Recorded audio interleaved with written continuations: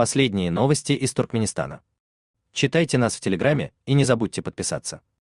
В октябре прошлого года, в самый разгар хлопковой кампании, в Туркменистан прибыла делегация Международной организации труда МОД. Позднее Комитет по применению стандартов МОД выпустил отчет, посвященный принудительному труду в различных странах мира. Миссия МОД, побывавшая в Туркменистане, обнаружила на хлопковых полях признаки использования принудительного труда как взрослых, так и детей. Об этом говорится в главе, посвященной Туркменистану. Цитата. «Предварительные результаты этой наблюдательной миссии указывают на прямые или косвенные свидетельства мобилизации государственных служащих во всех регионах. Ахалском, Лебабском, Дашагузском и Марийском вилаятах, за исключением города Ашхабада». Конец цитаты. В ходе исследования были замечены дети в возрасте до 15 лет, работающие на многих хлопковых полях по всей стране. Авторы доклада напоминают, что в июне 2023 года Комитет по применению стандартов МОД выразил сожаление в связи с неспособностью властей Туркменистана искоренить практику использования принудительного труда. Эту проблему обсуждали на заседаниях комитета в 2016 и 2021 годах, однако с тех пор фактически ничего не изменилось. 20 февраля текущего года в МИД Туркменистана прошла встреча замминистрами Ахриби Ашимовой с делегацией МОД во главе с региональным директором Биатой Андрис. Как передает Госинформагентство ТДХ, на этой встрече Андрис приветствовала приверженность туркменской стороны в деле планомерной реализации обязательств, взятых на себя в рамках МОД.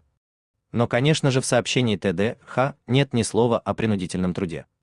В прошлом сезоне, по наблюдениям источников Turkmen News, некоторые категории бюджетников не привлекались к уборке хлопка. Например, учителя и врачи. За исключением единичных случаев, с них на протяжении всего хлопкоуборочного сезона даже не требовали сдать деньги на наем сторонних сборщиков. В полной мере сбором хлопка были заняты лишь технические работники сферы образования и здравоохранения. Вероятно, это было как раз связано с визитом делегации МОД, которая, похоже, добилась для себя определенной независимости в поездках по стране и в общении с местными жителями. Но, как следует из доклада, даже это не способствовало сокрытию проблемы. Что касается детского труда, то несовершеннолетних в Туркменистане давно не вывозят на поля так, как это было в период правления Сапар-Мурата Ниязова. То есть организовано целыми школьными классами, но подростки нередко сами выезжают, чтобы подменить родителей. Работников бюджетной сферы, а иногда они за деньги нанимаются вместо других таких же бюджетников, чтобы финансово помочь своим семьям.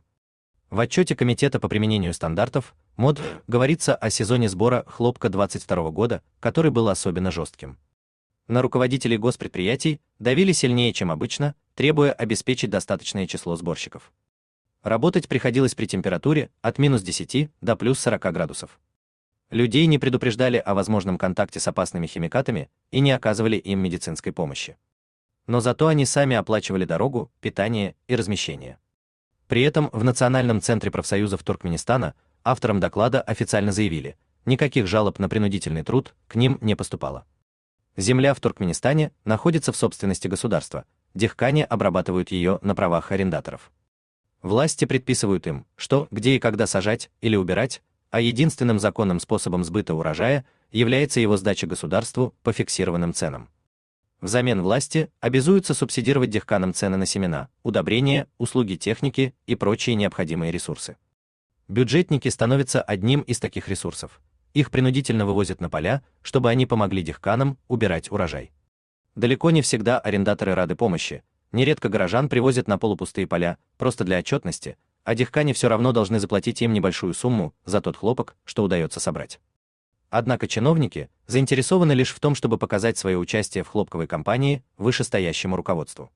В современном мире труд под угрозой увольнения, не связанный с непосредственными должностными обязанностями, считается принудительным.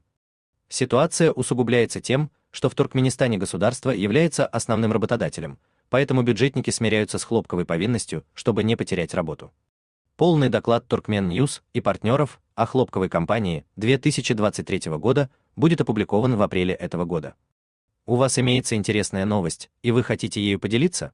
Пишите нам в секретном чате Телеграма. Мы никогда не раскрываем свои источники и гарантируем вам полную анонимность.